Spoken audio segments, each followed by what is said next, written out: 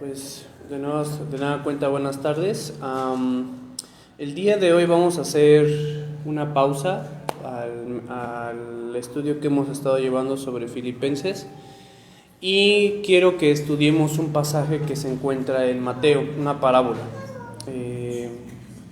Antes de comenzar me gustaría orar por el mensaje. Finalmente esto es la palabra de Dios y creo que parte de la intención del mensaje de esta tarde, es que la palabra de Dios nunca regresa vacía. Estamos frente a una palabra que tiene la cualidad única de siempre dar fruto. Entonces la palabra de Dios no es hueca, no es inefectiva, siempre da un tipo de fruto, siempre da un tipo de resultado. Entonces quiero orar para que finalmente ese resultado pues sea bueno, sea favorable para nuestras vidas, porque como vamos a ver en el mensaje, no todos los frutos son buenos. Pero realmente quiero orar, y esa ha sido mi oración, ¿no?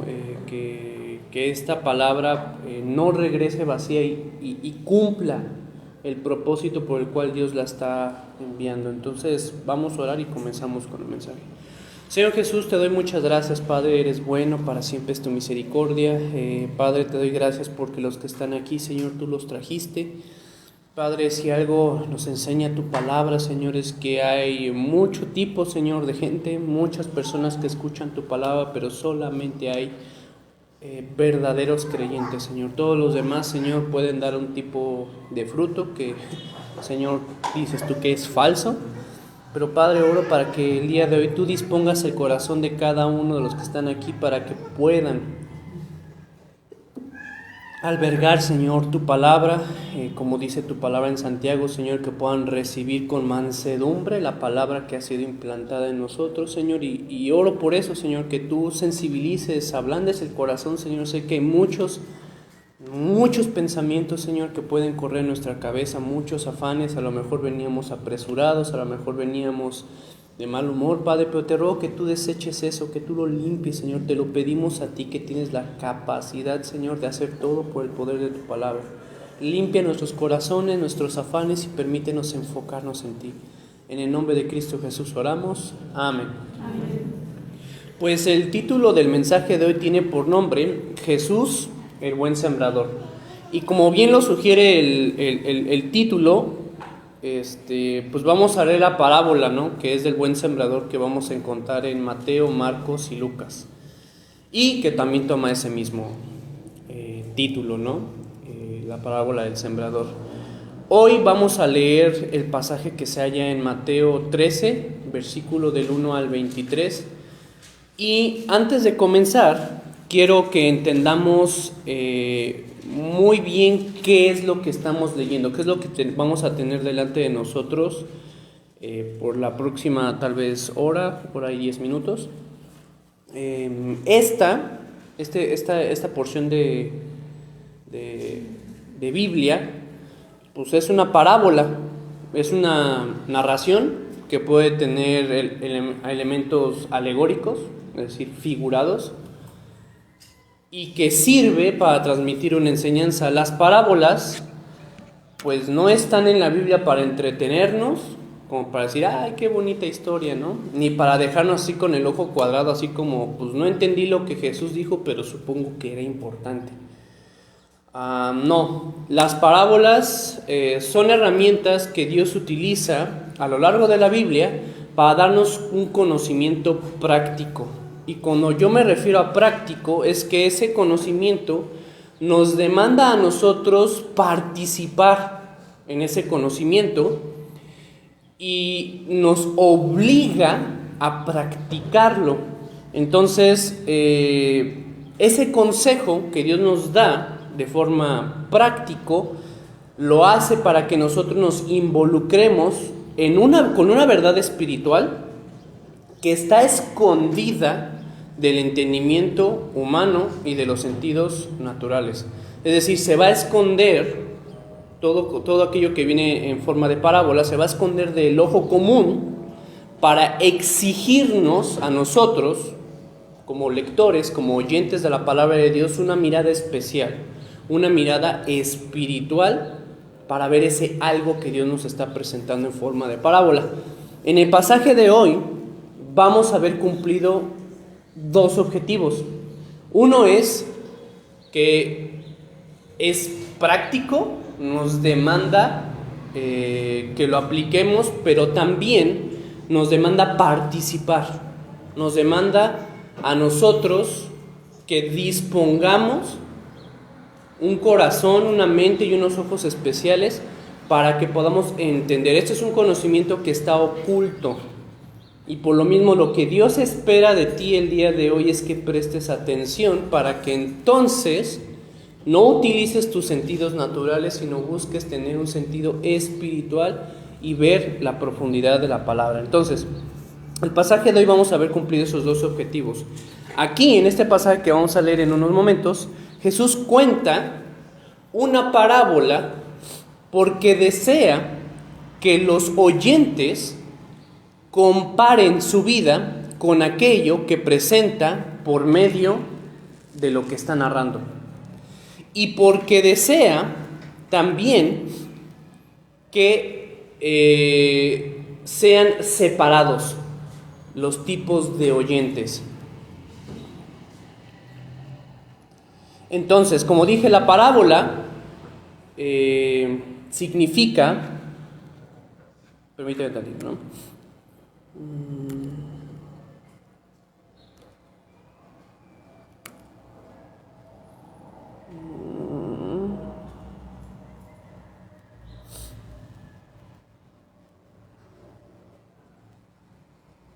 Sí.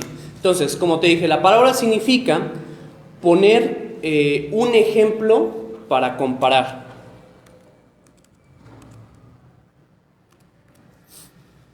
La palabra parábola proviene del verbo griego que significa parábalo, que significa poner a un lado.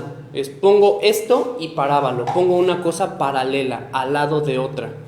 Contar algo por parábolas en la Biblia tiene particularmente dos objetivos. Lo primero es comparar una cosa con otra. Aquí tengo A y lo comparo con B.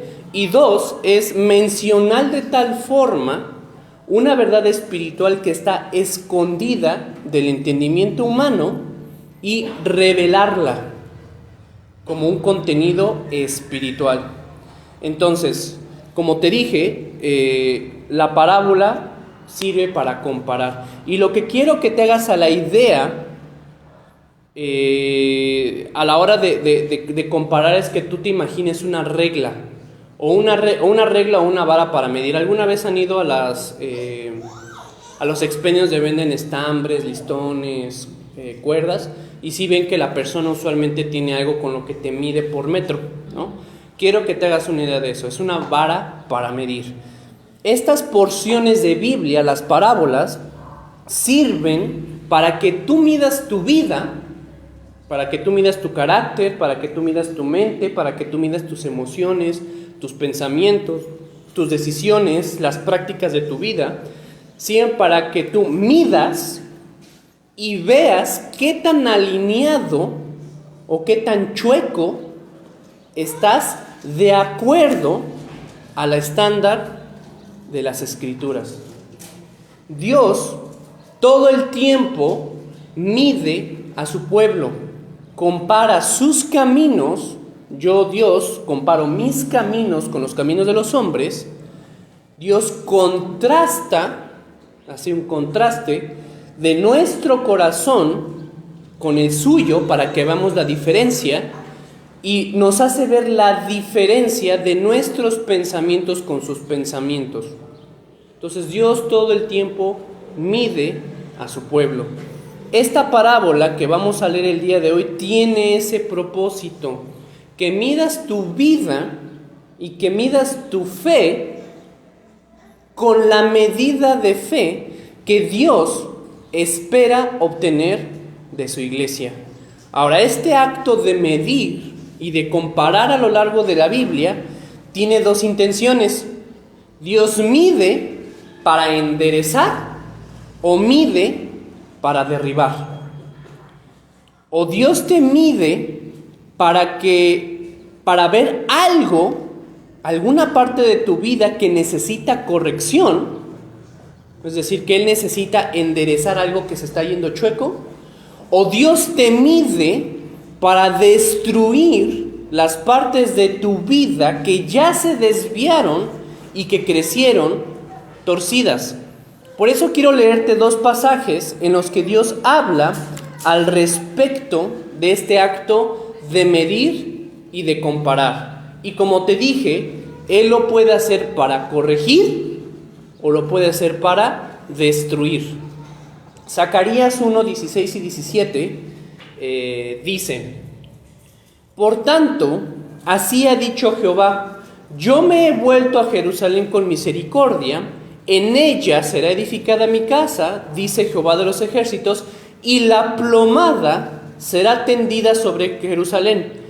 Versículo 17, clama aún diciendo, así dice Jehová de los ejércitos, aún rebosarán las ciudades con abundancia de bien, y consolará Jehová a Sión, y escogerá todavía a Jerusalén. Amós 7, del 7 al 9, dice, en este pasaje de Amós Dios le da 3 juicios en contra del pueblo de Israel, y le dice qué es lo que va a hacer con el pueblo de Israel. Y uno de sus juicios es, versículo 7, me enseñó así, y he aquí, el Señor estaba sobre un muro hecho a plomo, y ensumado una plomada de albañil. Jehová entonces me dijo, ¿qué ves, Amós? Y dije, una plomada de albañil. Y el Señor dijo, he aquí yo pongo plomada de albañil en medio de mi pueblo Israel, no lo toleraré más. Los lugares altos de Isaac serán destruidos y los santuarios de Israel serán asolados, y me levantaré con espada sobre la casa de Jeroboam. Entonces, estos dos pasajes te los menciono porque, como te había dicho anteriormente, Dios mide. Y aquí hay 2 estándares por los cuales Dios mide a su pueblo. Y la imagen que se utiliza para medir en estos 2 pasajes es una plomada. ¿Alguien sabe qué es una plomada? ¿No? Ajá. Ok, sí. La plomada o cordel de albañil es uno de los inventos más simples, más viejos, pero más efectivos de la humanidad a la hora de construir. Y el objeto consiste en un plomo, un pedazo de metal, o puede ser incluso un pedazo de piedra, algo pesado, que se deja caer y por gravedad tensa un cordel, tensa una cuerda, ¿no? Entonces lo que hace el albañil es toma este plomo y obviamente la línea recta que genera el cordel, que genera la plomada, pues es una línea recta que va a servir como referencia. Entonces, cuando un albañil pone una plomada es porque quiere saber si un trazo que él hizo sobre el terreno es derecho. A la simple vista yo puedo decir, no, pues este muro está derecho, ¿no? Pero cuando yo pongo la plomada y la plomada tiene una línea vertical, sin curvas, sin deformaciones, es una línea recta perfecta, entonces yo puedo saber si el muro o el trazo que yo hice está chueco o está derecho. Es muy sencillo, muy infalible. Entonces, cuando Dios dice que va a poner plomada sobre su pueblo, es que Él va a tender esta línea recta que es su palabra y Él la va a comparar. ¿Sí? Puede que incluso yo lo ponga sobre ese umbral de la puerta que tenemos ahí atrás y digo, a mis ojos parece estar derecho, pero si yo pongo la plomada digo, no, tiene un grado de desviación, necesita ser corregido.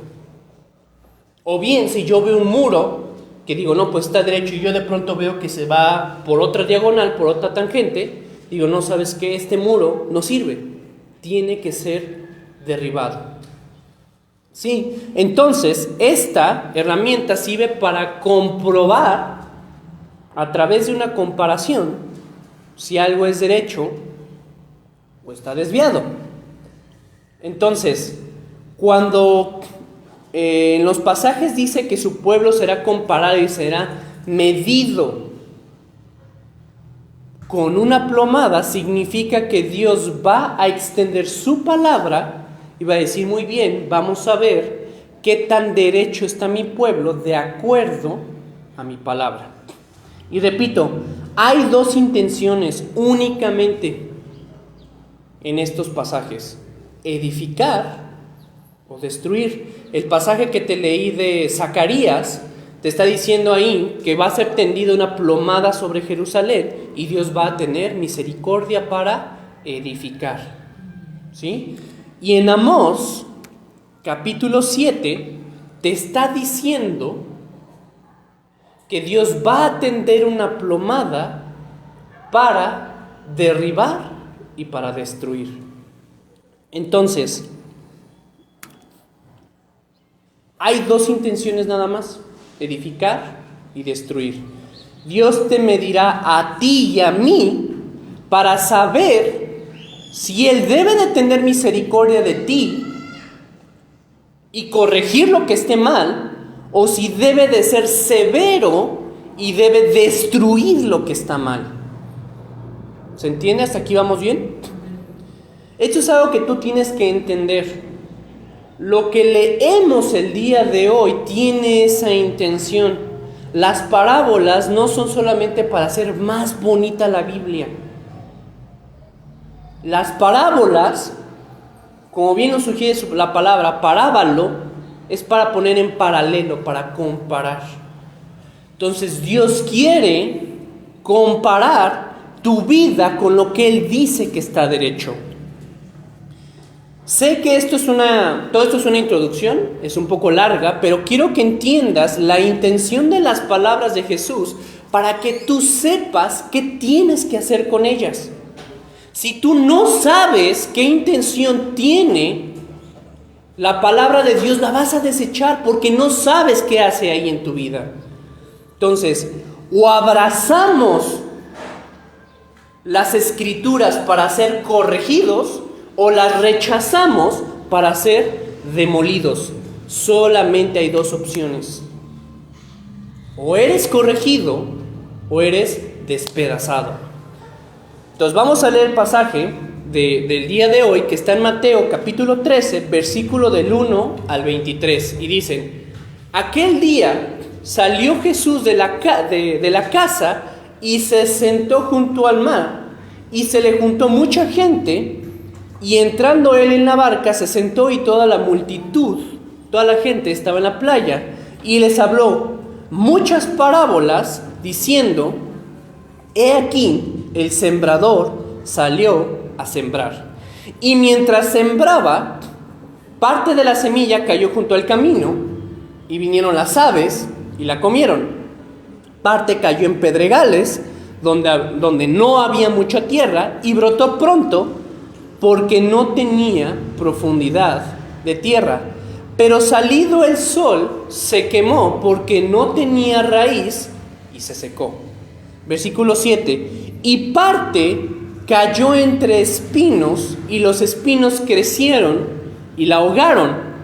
Pero parte cayó en buena tierra, y dio fruto, cual a 100, cual a 60, cual a 30 por uno. Versículo 9, el que tiene oídos para oír, oiga.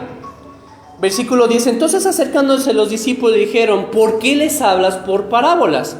Él respondiendo les dijo: porque a vosotros os es dado saber los misterios del reino de los cielos, mas a ellos no les es dado, porque a cualquiera que tiene se le dará y tendrá más, pero al que no tiene, aún lo que tiene le será quitado. Por eso les hablo en parábolas, porque viendo no ven, y oyendo no oyen ni entienden. Versículo 14, de manera que se cumple en ellos la profecía de Isaías, que dijo: de oído oiréis y no entenderéis, y viendo veréis y no percibiréis, porque el corazón de este pueblo se ha engrosado, y con los oídos oyen pesadamente, y han cerrado sus ojos para que no vean con los ojos, y oigan con los oídos, y con el corazón entiendan y se conviertan, y yo los sane. Pero bienaventurados son vuestros ojos, porque ven, y vuestros oídos, porque oyen. Aquí Jesús ya le está hablando a sus discípulos. Versículo 17, porque de cierto os digo, muchos profetas y justos desearon ver lo que veis y no lo vieron, y oír lo que oís y no lo oyeron. Versículo 18, oíd pues vosotros la parábola del sembrador. Versículo 19, aquí Jesús va a repetir la parábola, pero la va a explicar. Versículo 19, cuando alguno oye la palabra del reino y no la entiende, viene el malo, la arrebata lo que fue sembrado en su corazón. Este es el que fue sembrado junto al camino. Y el que fue sembrado en pedregales, este es el que oye la palabra y al momento la recibe con gozo. Pero no tiene raíz en sí, sino que es de corta duración, pues al venir la aflicción o la persecución por causa de la palabra, luego tropieza. El que fue sembrado entre espinos, este es el que oye la palabra, pero el afán del siglo y el engaño de las riquezas ahogan la palabra y se hace infructuosa. Mas el que fue sembrado en buena tierra, este es el que oye y entiende la palabra y da fruto y produce a 100, a 60 y a 30 por uno. Lo primero que yo quiero que entiendas de este pasaje es que Jesús tenía mucho tipo de oyentes. Cuando en los versículos 2 y 3 está diciendo que se juntó mucha gente, es que eran cientos, miles de personas lo que lo seguían. Hay pasajes en los que dice que Jesús tenía tantos, pero tantos seguidores que no podía entrar a las ciudades. Y no te estoy diciendo que la entrada a la ciudad era como una caseta, ¿no? Así que ya se saturó y ya no puedes entrar. No había veredas hechas realmente. Era al ancho, realmente casi de lo que te daba la vista, ¿no? O había una montaña y había un río y eso era la entrada. Entonces tenía muchísimo tipo de seguidores. Y dice el versículo 3, dice, y entrando él en la barca se sentó y toda la gente estaba en la playa y les habló muchas cosas por parábolas. Entonces había mucha gente a la que hablaba con muchos tipos de parábolas. Justo porque él sabía que había diferente tipo de personas, y cuando me refiero a diferente tipo de personas es que es diferente con diferente tipo de ideas, diferente tipo de motivaciones, diferente grado de compromiso con la verdad. Había muchos motivos que los hacían diferentes. Por eso Él les habló en parábolas para que ellos fueran medidos. Dentro de esa mucha gente que te está diciendo el versículo 2, se menciona que había gente que seguía a Jesús porque era famoso. Ir a ver a Jesús era lo de moda. Era como ir a ver la película que recién se estrenó. Jesús era algo que en ese momento estaba de moda. Dentro de ese grupo de gente, de esas muchas personas, había gente que iban para ver qué podían conseguir gratis. Recuerden que Jesús alimentaba multitudes. Entonces sabía que si iban con Jesús, pues iban a recibir comida gratis. Había personas que eran curiosas. Jesús hacía milagros, sanaba gente, daba vista a ciegos, regeneraba extremidades de personas. Había gente que tenía ganas de creer en algo.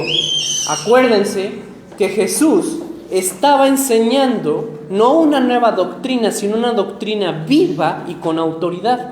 De tal forma que a la hora de que los judíos o la gente que tenía un entendido de la ley de Moisés decían, esto es diferente. Entonces iban porque querían escuchar algo diferente. Y también dentro de este grupo de personas había un grupo que tenía el deseo de cambiar, de obtener vida y de ser renovados interiormente. Entonces, dentro de estas muchas personas a las cuales hablaba con muchas parábolas, había todos estos tipos de personas. Muchos podían tener motivaciones o propósitos que más o menos podríamos justificar, ¿no? Tengo hambre, están ofreciendo de comer allá, pues voy, ¿no? Mejor que me den allá de comer que aquí quedarme con hambre, ¿no? O voy allá pues porque resulta que esa enseñanza pues es interesante, ¿no? Entonces pues voy, en vez de quedarme aquí haciendo lo que todos los días hago, pues voy allá y lo veo. Pero Jesús les habló con muchas parábolas para que ellos se midieran conforme al verdadero propósito por el cual es enviada la palabra de Dios a la tierra. Aunque la gente pueda tener muchas motivaciones para escuchar a Dios, para escuchar de la Biblia, para escuchar a Jesús, solamente hay un propósito por el cual la palabra de Dios nos es predicada constantemente. Y esto es lo primero que quiero que entiendas. Estas palabras fueron dichas para medir y para separar los muros que son derechos de los muros que son torcidos, de las vidas que son correctas y de las vidas que son incorrectas, de las motivaciones que son legítimas y de las motivaciones que no son legítimas. ¿Hasta aquí vamos bien? ¿Se entiende? O sea, Jesús estaba hablando por muchas parábolas, porque como él sabía que el corazón del hombre tiene muchas intenciones, él deseaba que solamente la gente que tenía la misma intención que Dios se quedara, aprendiera y creciera. Y es verdad que Jesús utilizaba las parábolas como herramientas de enseñanza, porque si se dan cuenta, lo que menciona Jesús era lo más común, era lo que la gente ya conocía.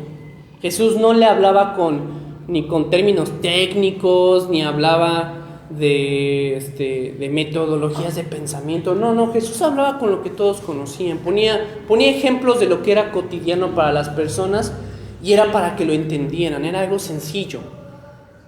Pero también es verdad que Jesús hablaba de tal forma para separar a los verdaderos creyentes de los falsos creyentes. Por eso al final de muchas parábolas va a decir lo mismo que se lee en el versículo 9. ¿Qué dice el versículo 9 de Mateo 13? El que tiene oídos para oír, oiga. El que tiene oídos para oír, que oiga. En otras palabras te está diciendo, el que de verdad tenga ganas para oírme, prepárese de verdad para oír. Jesús como maestro sí exigía de sus alumnos un esfuerzo, una dedicación, una constancia para aprender. Puede haber buenos maestros, pero aún con buenos maestros puede haber malos estudiantes. No basta con venir y sentarse un par de horas para escuchar lo que el predicador dice todos los domingos. Se requiere de preparar tu corazón para recibir, meditar y atesorar las palabras. Jesús es el Hijo de Dios y Él, al igual que su Padre, todo el tiempo mide a sus seguidores. De la misma forma en que un buen maestro evalúa a sus alumnos, Jesús compara a sus discípulos. Y los mide y los compara para edificar o para derribar. Entonces, en la parábola que estamos leyendo, tenemos básicamente tres personajes. En primer lugar está el sembrador. En segundo lugar está la tierra. Y en tercer lugar está todo aquello que se menciona y que no es tierra. ¿Sí? Porque se habla de espinos, se habla de piedras, se habla de aves, todo eso no es tierra. Entonces hay un sembrador, hay una tierra que debe ser sembrada y hay cosas que intervienen durante el cultivo de esa tierra. ¿Sí? Ahora, no quiero que pierdas de vista qué es lo importante de esta parábola, porque aunque se habla mucho de la tierra, el personaje principal es el sembrador. La acción gira en torno al sembrador. El sembrador y su semilla es lo que le da valor a la tierra. Sin semillas y sin alguien que las plante, la tierra no tiene ningún tipo de propósito o sentido de ser. La tierra tiene riqueza porque da la capacidad de producir fruto de una semilla. ¿Sí? La calidad de una tierra de cultivo es determinado por aquel que la cultiva y por aquello que se cultiva en ella. La diferencia en tener una tierra baldía y una tierra de cultivo es que hay sembradores y semillas. ¿Estamos de acuerdo? Tú ves, incluso en la carretera, ¿no? Ves y de pronto ves lugares donde no hay nada, nada más hay maleza, hierbas, piedras, algunos árboles secos, y de pronto ves como hay hileras, ¿no? Sí, de lechugas, de coles y todo eso. La diferencia entre una cosa y otra no es la tierra propiamente, es el sembrador y la semilla. ¿Vamos bien? El sembrador y la semilla que porta, dicen si la tierra vale la pena o no. Y dicen si la tierra es fértil o si la tierra es estéril. Es decir, si la tierra es buena o mala. Jesús es el personaje principal aquí.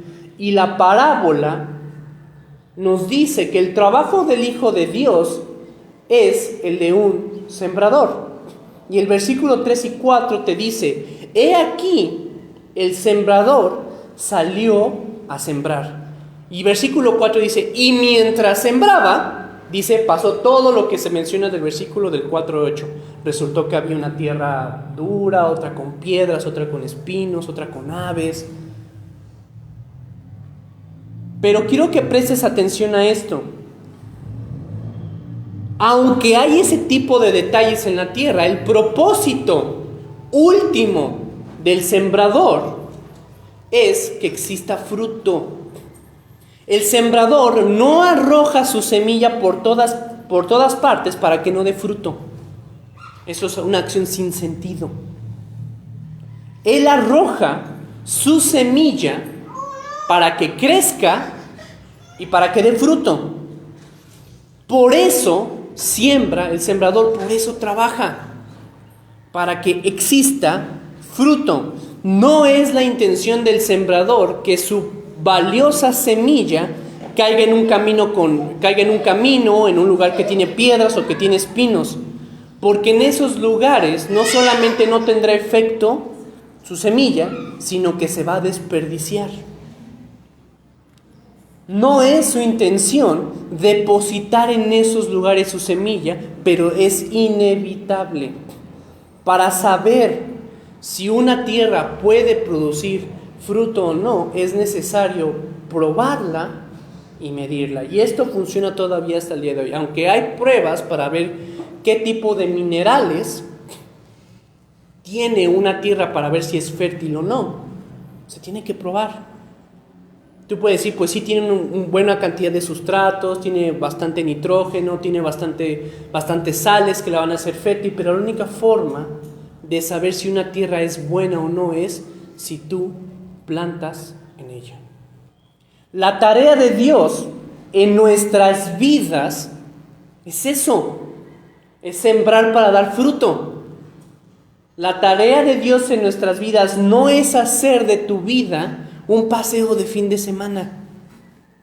No es que vivas sin malestares y con todas las comodidades y amenidades que podríamos desear. Eso no es la tarea de Dios. Y tú puedes decir, no, pues claro, yo sé que no lo es. ¿Cuál es tu vida de oración? Dios, yo te pido que me des un buen trabajo y bastante salario. Dios, yo te pido que me des... ¿Qué es lo que oras? Aunque aparentemente es algo muy obvio, ese tipo de oraciones o esas prácticas de oración nos hacen ver que no tenemos en claro que Jesús es el sembrador y que el sembrador salió a sembrar.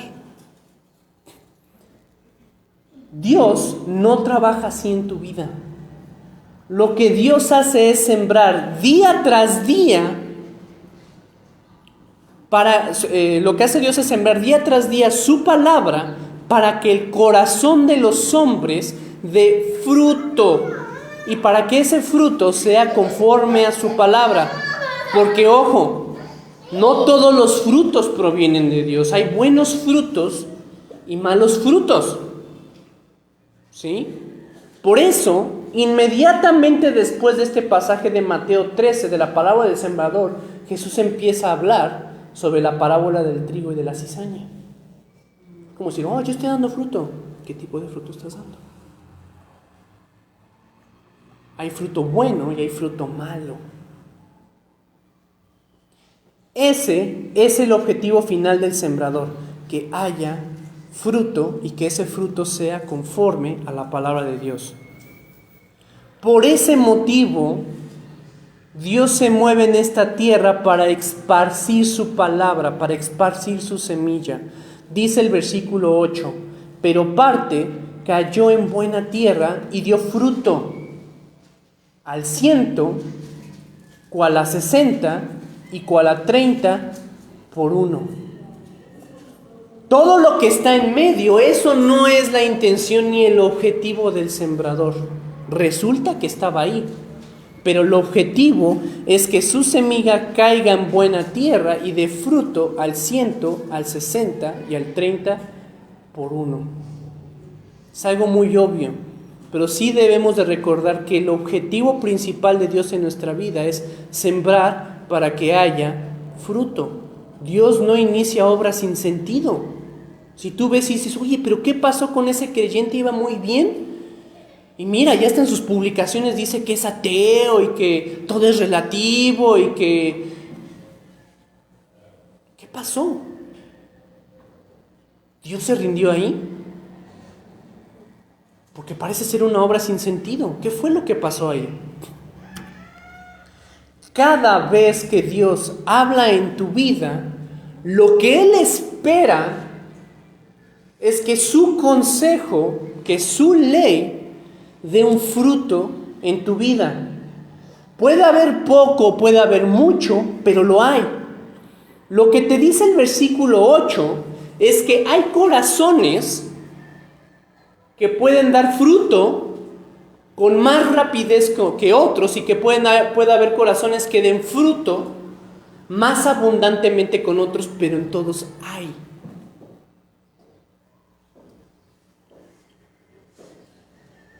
Aquí no interesa la cantidad o la abundancia de los frutos, sino la capacidad de los corazones de responder a la voz de Dios y dar resultados.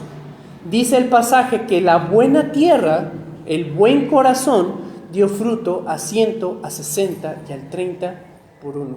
Poco o mucho, pero hubo fruto.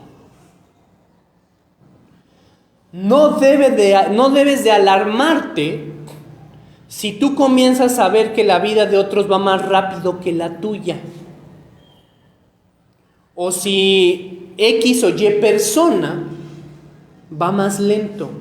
Eso no es cuestión que te debe de alarmar. Lo que sí debe de alarmar a una iglesia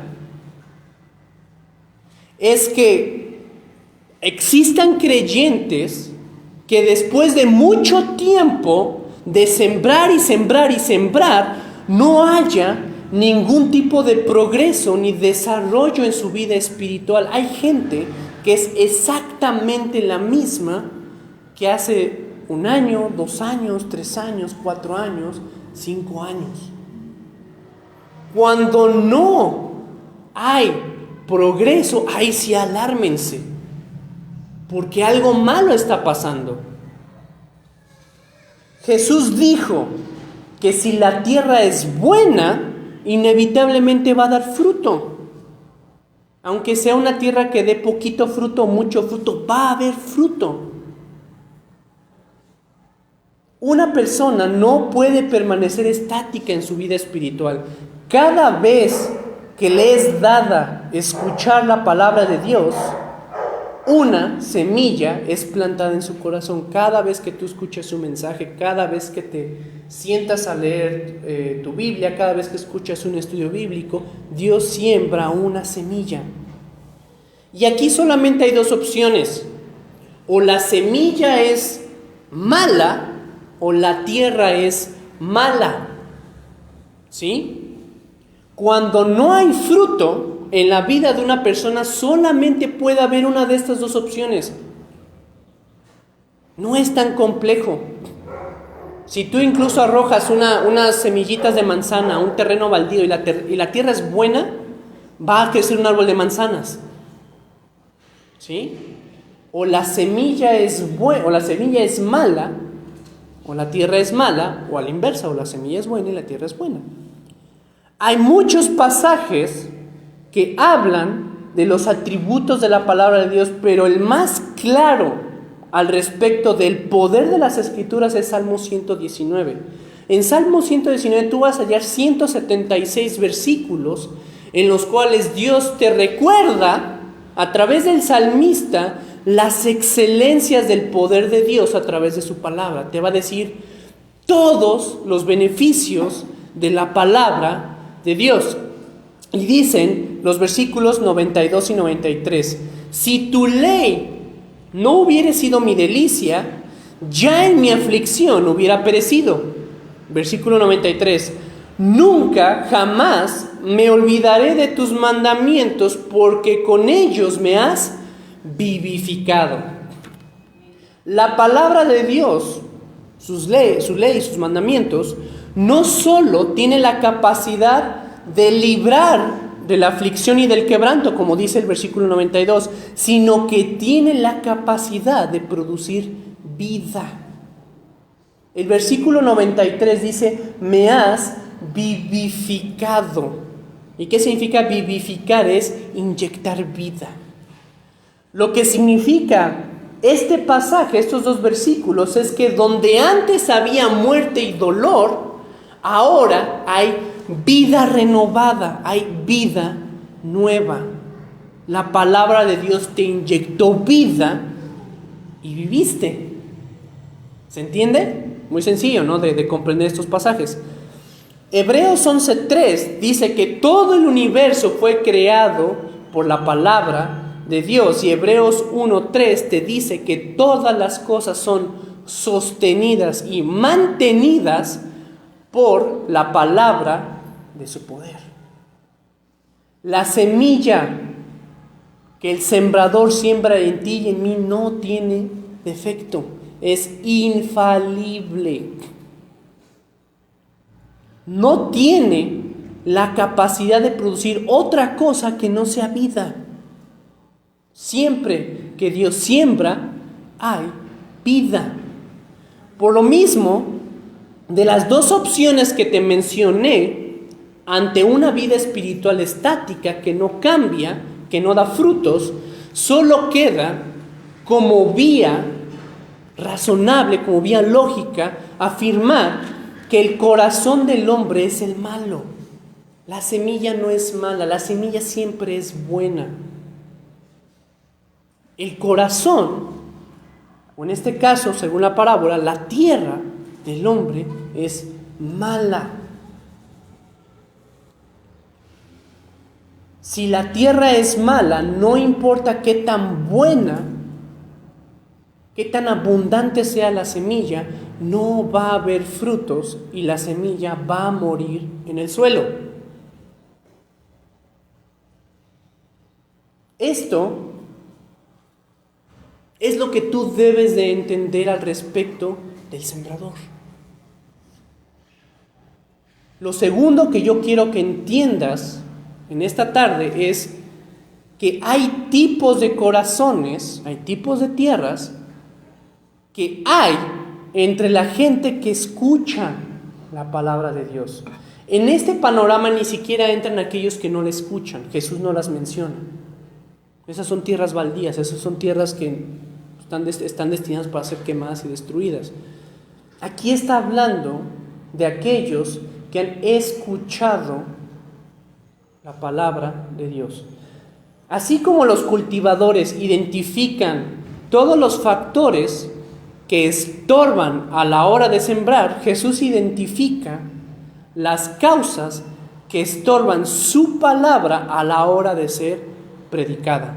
En los versículos del 4 al 8 y del 18 al 23, que son los dos fragmentos en los que Jesús habla de la parábola, Jesús menciona 4 tipos de personas.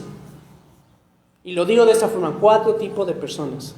De esos 4 tipos de personas, 3 son tipos de creyentes. Y de esos 3 tipos de creyentes, solamente uno es el verdadero cristiano. ¿Sí? Entonces, Mateo capítulo 13, versículo del 4 al 8, vamos a volver a leer, dice: y mientras sembraba, parte de la semilla cayó junto al camino, y vinieron aves y la comieron. Parte cayó en pedregales, donde había mucha tierra, y brotó pronto, porque no tenía profundidad de tierra. Pero salido el sol, se quemó, y porque no tenía raíz, se secó. Y parte cayó entre espinos, y los espinos crecieron y la ahogaron. Pero parte cayó en buena tierra y dio fruto. Entonces, el primer tipo de persona que se está mencionando aquí está en el versículo 4. Y Jesús aquí lo está refiriendo a este creyente como un camino, en la que las aves entran a voluntad, se roban y se comen la semilla y no hay nadie que lo detenga. ¿Por qué Jesús emplea aquí la imagen de un camino? ¿Por qué? ¿Se imaginan por qué? Porque la vida es un camino. Una bonita frase. Lo está mencionando por algo que es muy evidente. ¿En algún momento han ido a una ranchería o han ido a una excursión en algún bosque? Y han visto que en las rancherías o en el bosque o en los parques, aunque no hay caminos construidos, hay veredas. ¿Cómo identificas esas veredas? No tiene pasto, exacto. Parece incluso como que alguien llegue y los poda todas las mañanas para que el camino, o sea, se vea el camino, no está aplanado. Está marcado. Ajá. Entonces, aunque no haya nadie que le dé mantenimiento a esa tierra siempre está allanada, está, por así decirlo, limpia, porque no crece nada, ¿no? Pues claro, ¿no? Ahí no crece nada y por lo mismo se puede distinguir que ese lugar no es propicio para que se siembre algo. ¿Por qué motivo? Porque el paso continuo, las pisadas de los caminantes endurecieron el camino y está ya tan duro ese paso que nada puede penetrar en él. Es una tierra que no solamente es dura, es impenetrable. No hay ninguna semilla que se pueda poner ahí. De hecho, todas las semillas que se ponen ahí se quedan. Por lo mismo, todo lo que está en la superficie es propicio para que las aves se lo coman, o los animales se lo coman, o los mismos caminantes destruyen todo lo que está ahí. ¿Se entiende? Jesús está utilizando, no la entienden. Viene el malo y arrebata lo que fue sembrado en su corazón. Este es el que fue sembrado junto al camino. Esa dureza de corazón se ve reflejada en que no entienden la palabra de Dios. No importa cuánto se lo repitan, no entienden. Y esto no tiene que ver con el predicador, ni tiene que ver con el maestro. No es que enseñen mal la palabra o que la hagan aburrida. No tiene que ver con una incapacidad del que expone. Tiene que ver con la incapacidad personal de comprender las personas tienen una resistencia individual a creer lo que se les predica, y eso impide que algo pase siquiera a la superficie de su corazón. Jesús fue el mejor maestro que ha habido sobre la faz de la tierra, y aún así había gente que no lo entendía. No tiene que ver con el predicador. No es como, ya me cansé, siempre predica lo mismo, no, siempre usa los mismos ejemplos. Hasta ya ni siquiera lo dice y ya sé qué pasajes va a utilizar. No tiene que ver con el predicador. La semilla siempre es buena. Tiene que ver con el corazón del oyente. Esta dureza impide que cualquier cosa que provenga de Dios en su vida tenga algún tipo de resultado.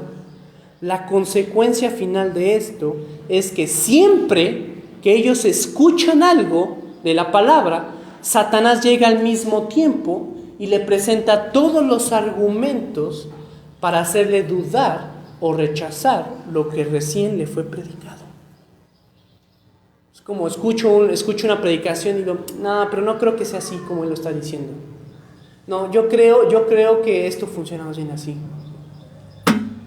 Tierra plana, dura, impenetrable, no entra ni la más pequeña semilla de Dios, no da fruto.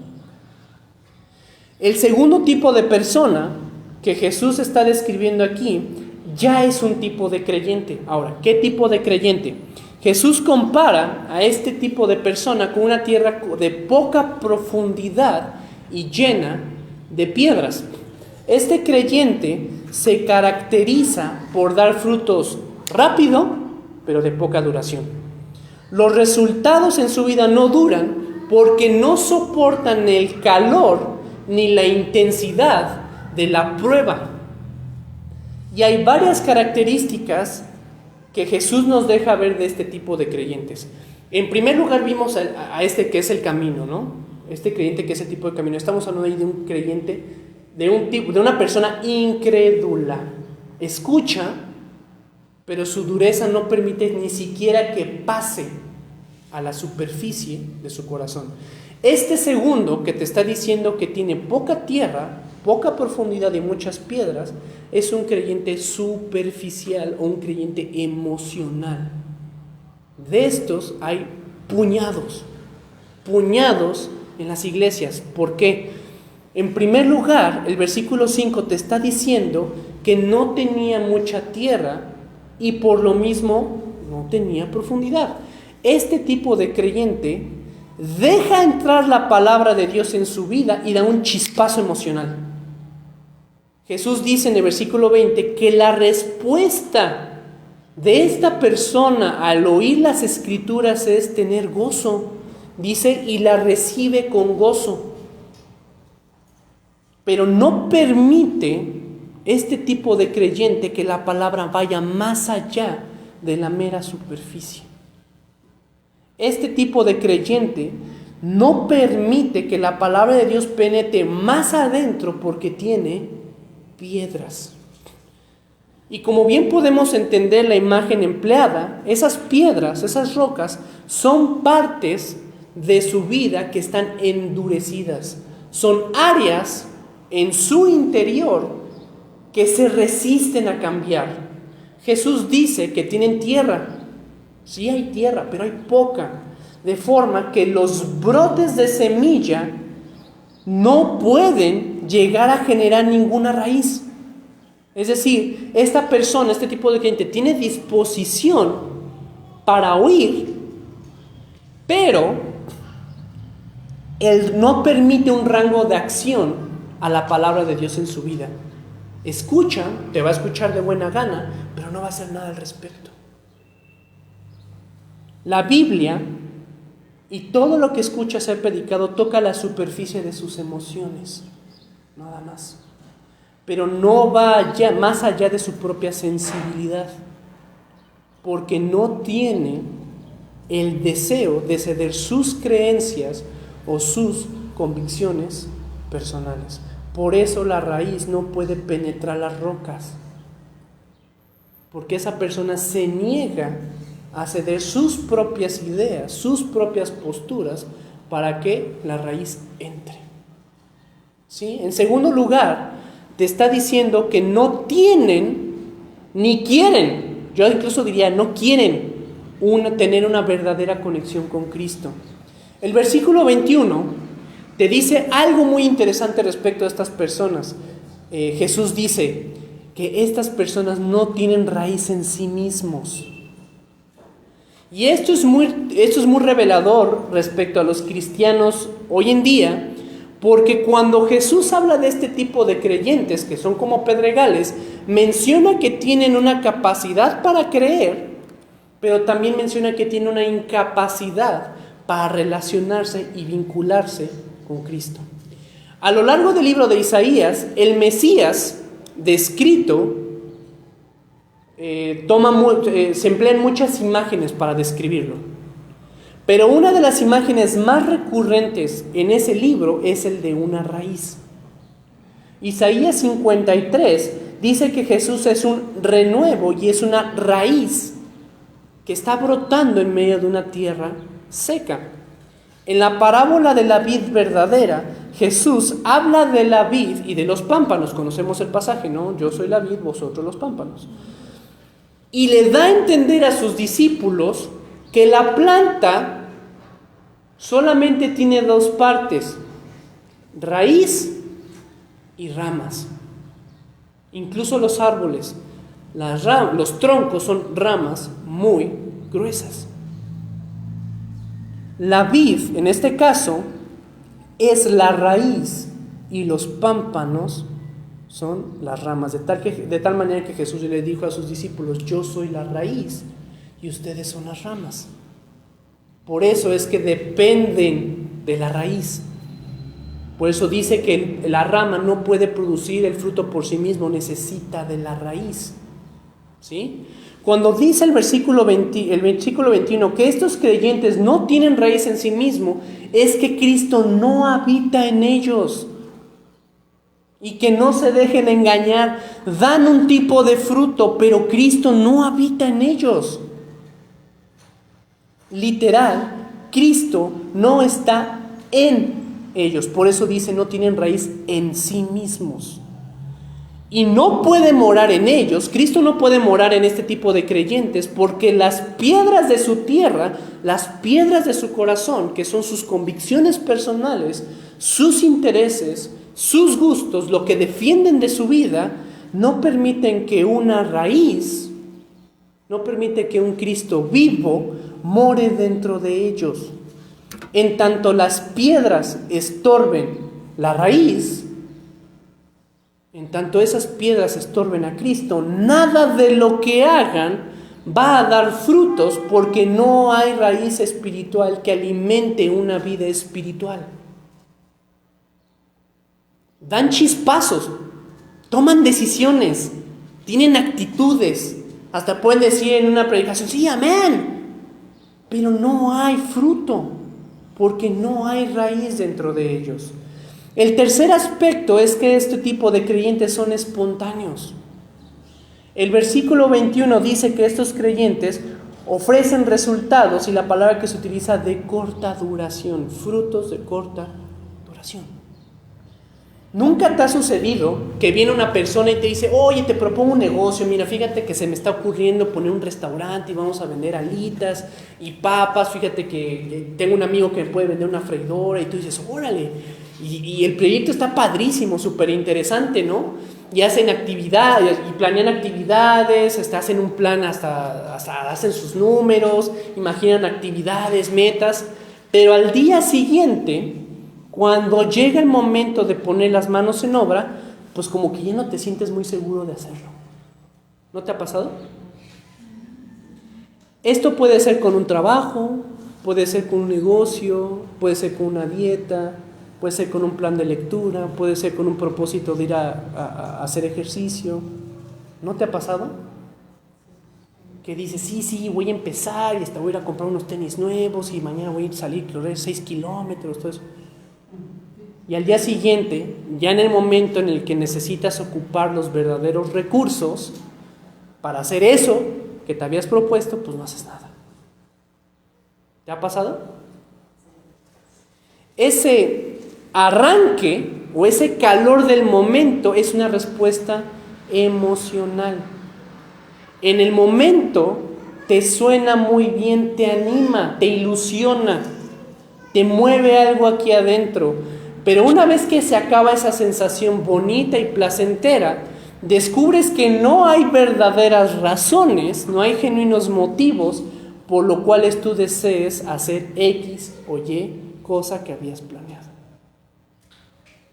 Si esto te ha pasado, puedes comprender lo que Jesús está explicando aquí. Este creyente que es como un pedregal da chispazos. Lo que aquí en México a veces decimos dan llamadadas de petate.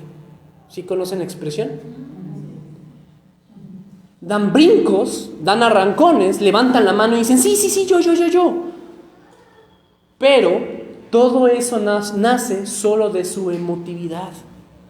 Hay cantidades enormes de cristianos que en un concierto de música cristiana dijeron, sí, yo acepto a Jesús, pero ni siquiera sabían de qué Jesús estaba hablando, se sintieron bien y querían seguir sintiendo eso que sentía bien, pero no tenían ni la remota idea de qué se requería para seguir a Jesús. Estas personas parecen que dan fruto, pero solamente es la emoción del momento. Y el cuarto aspecto sobre este tipo de creyente que es como un pedregal es que se rinden con excesiva facilidad. El versículo 21 finalmente te dice que este tipo de creyente desiste tan pronto se acaba la emoción.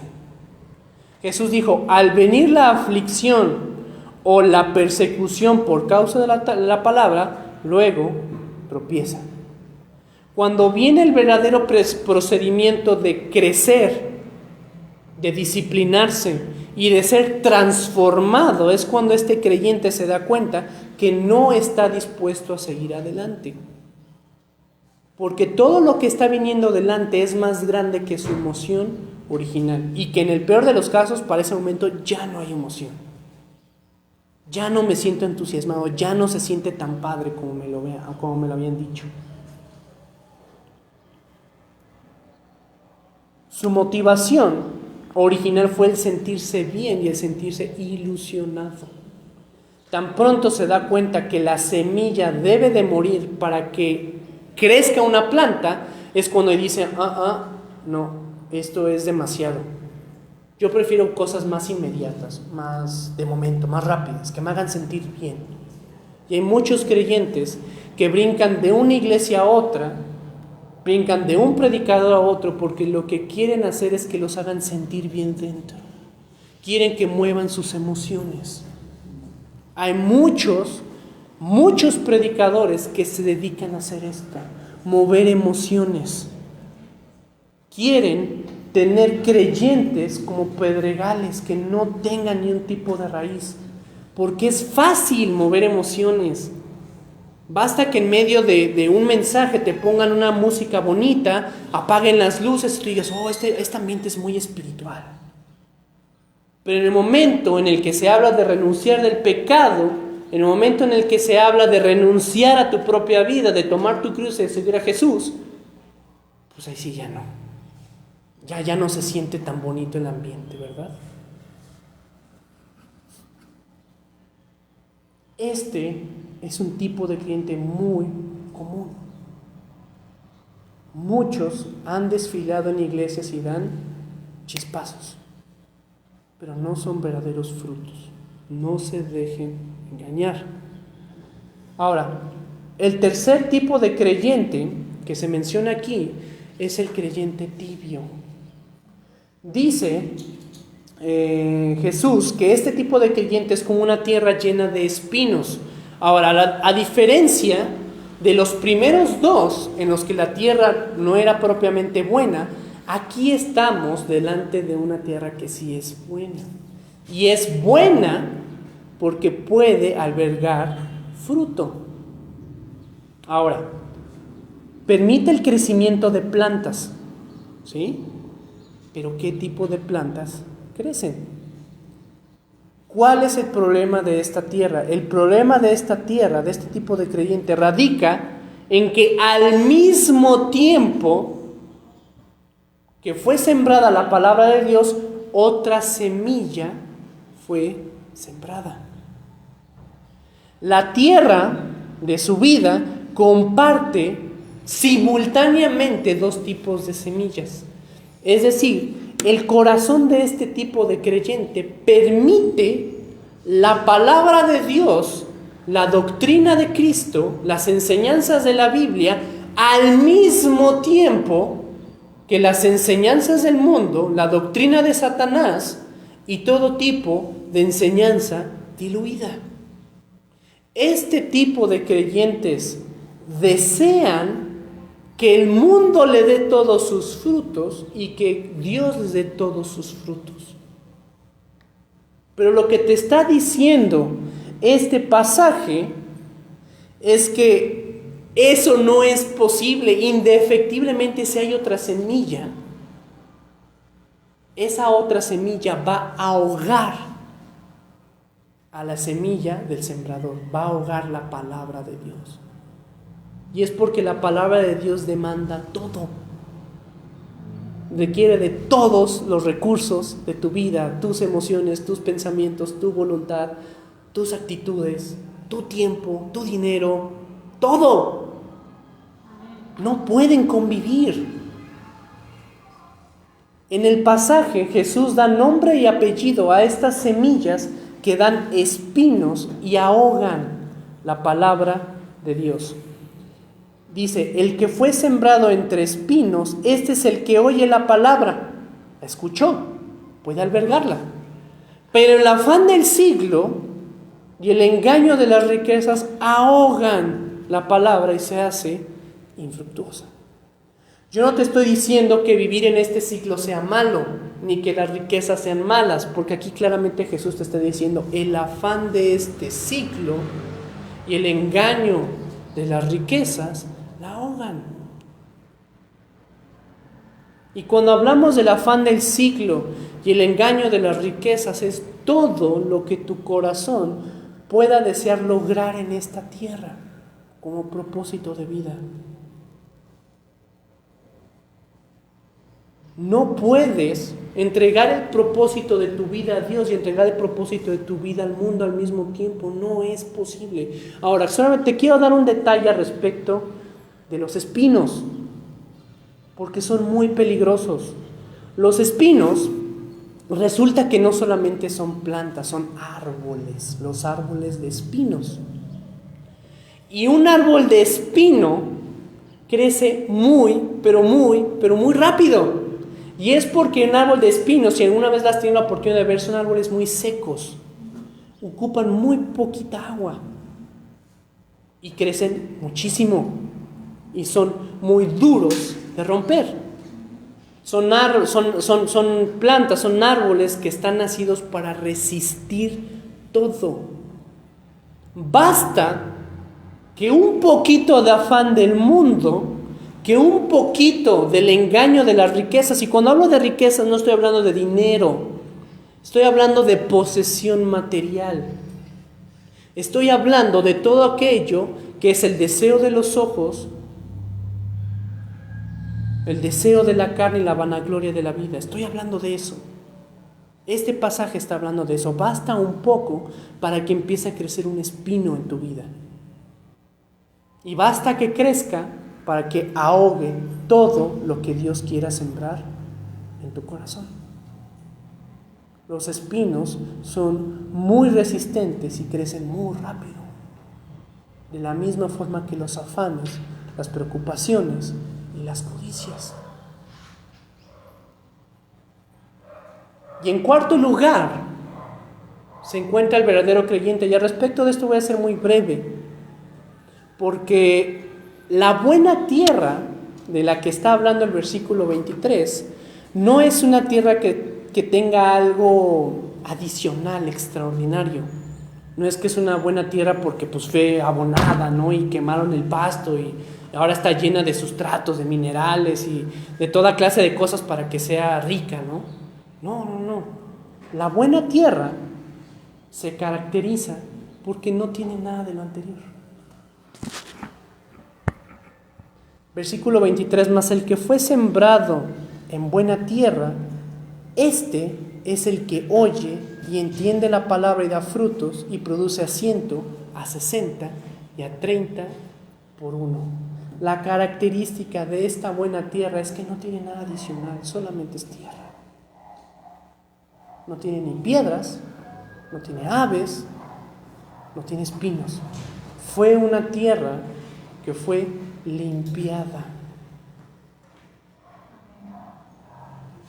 Y esa es la parte donde sí hay una responsabilidad en ti y en mí. Porque tú sí tienes, el sembrador todo el tiempo está sembrando. Pero es tu responsabilidad limpiar esa tierra para que esa semilla pueda germinar. Si tú limpias tu vida, te lo aseguro y te lo garantizo, la palabra de Dios va a tener resultados en tu vida. Sencillamente porque es una buena semilla. Es infalible. Su palabra da vida, como dice Salmo 119, 92 y 93. Vivifica. Pero si tú no ves resultado es porque hay basura en tu vida.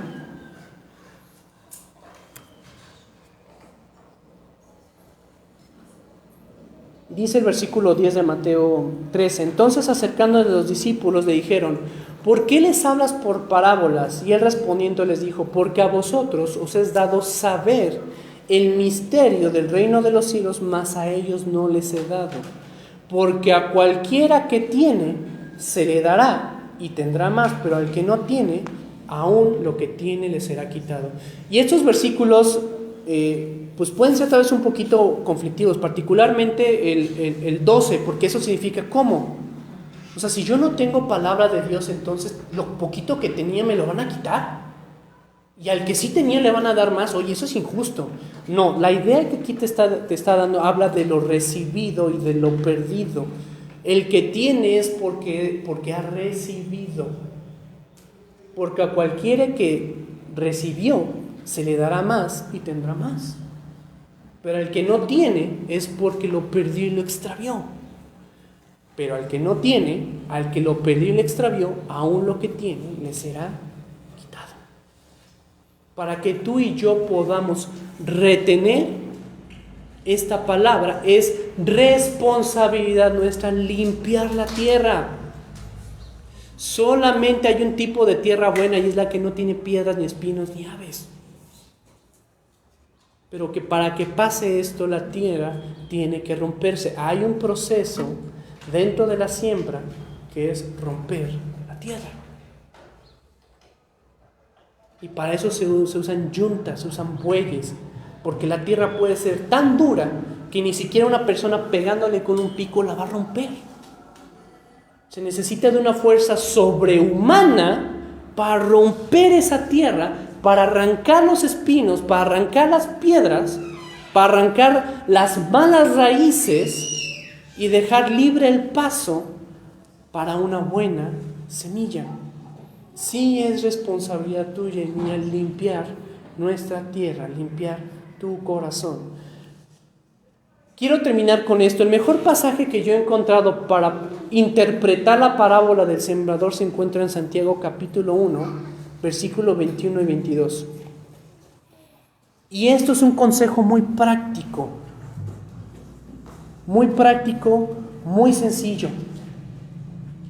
Dice, versículo 21 y 22, por lo cual, desechando toda la inmundicia y abundancia de malicia, recibid con mansedumbre la palabra implantada, la cual puede salvar vuestras almas. Pero sed hacedores de la palabra y no tan solamente oidores, engañándoos a vosotros mismos. Aquí lo que te está diciendo es una explicación clarísima de cómo funciona, de cómo es que Jesús explica esta realidad espiritual en la parábola del buen sembrador. Si tú quieres que haya fruto, entonces debes desechar toda inmundicia, abundancia de malicia. La tierra tiene que ser limpiada, es parte del proceso. Y si tú quieres que haya fruto, debes de recibir con mansedumbre la palabra implantada. Ahora, cuando se habla de mansedumbre, creo que por ahí había surgido en un estudio bíblico, ¿qué es mansedumbre? Y hago la pregunta, ¿qué es mansedumbre? ¿Qué significa mansedumbre? Obediencia a Dios, ¿no? Se manifiesta en última instancia obediencia a Dios. Ausencia de orgullo, que ese es el requisito primero, ¿no? Humildad, ok.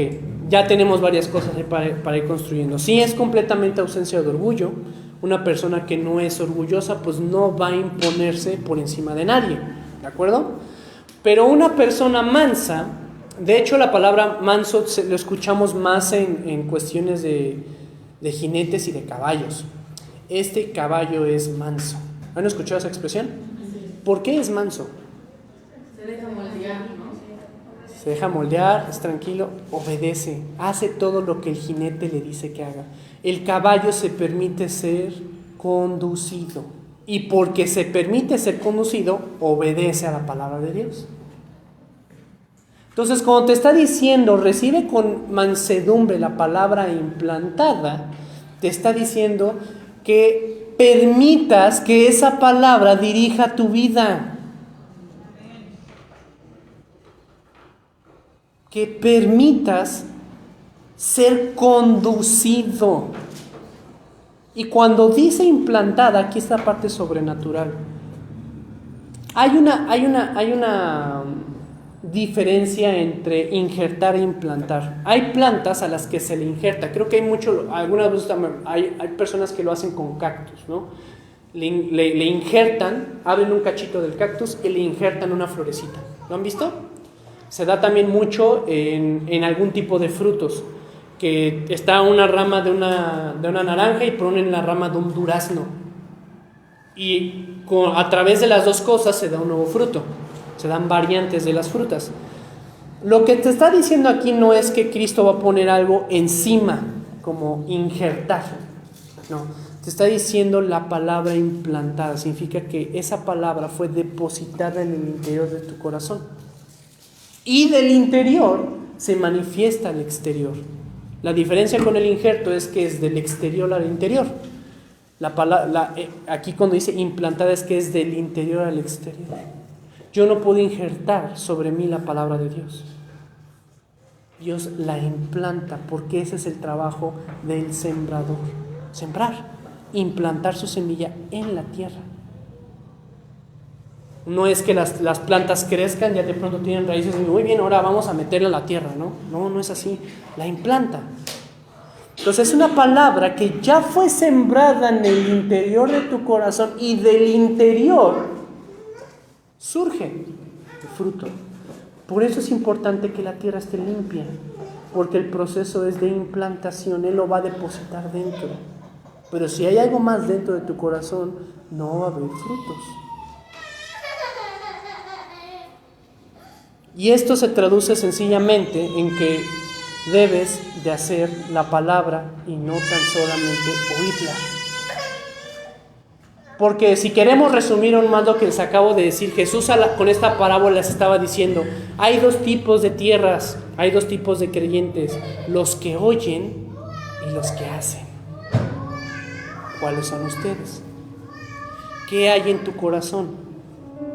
Sé honesto, revisa qué hay. Si no estás viendo cambios, si ves que hay partes en tu vida en las que no hay progreso, es porque hay basura, hay piedras, hay espinos, hay dureza que está haciendo que todo el tiempo que recibes palabra de Dios, Satanás se la lleva.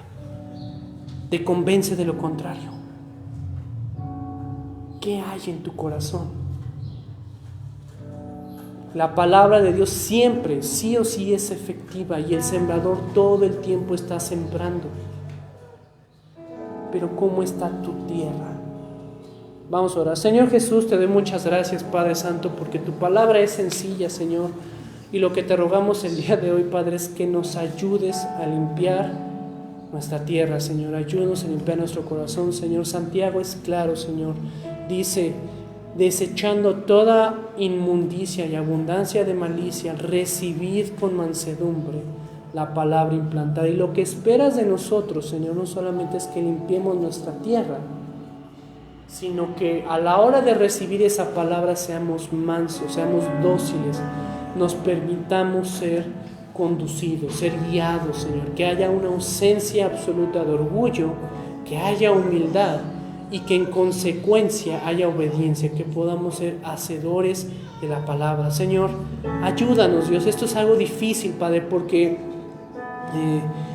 puede que no nos demos cuenta, Señor, qué tan poca raíz tenemos, Señor, o qué tantos espinos nos están ahogando, pero ayúdanos, Padre. Tu palabra es viva y eficaz y más penetrante, Señor, que una espada de 2 filos, Señor, y penetra hasta el hueso, el tuétano, y toca el alma, Señor. Y te ruego que toques el alma de tu iglesia, Señor, para que vean, Señor, qué es lo que está impidiendo que sus vidas espirituales progresen.